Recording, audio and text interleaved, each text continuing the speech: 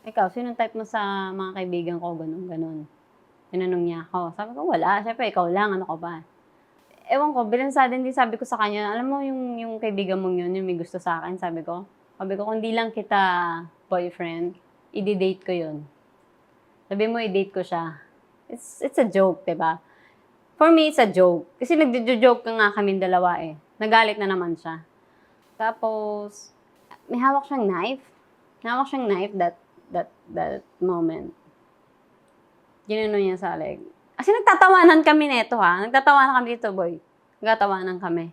May hawak siyang knife kasi may ginagawa siya sa CR ko, eh, na parang bidet. Ginanon niya sa leg ko. Ginanon niya. Anong sabi mo? Anong sabi mo? Sabi ko, "Kate, anong ginagawa mo?" Nagulat talaga ako. "Baba mo yan, baba mo yan." "Hindi, anong sinabi mo?" "Kate, joke lang yun, baba mo yan."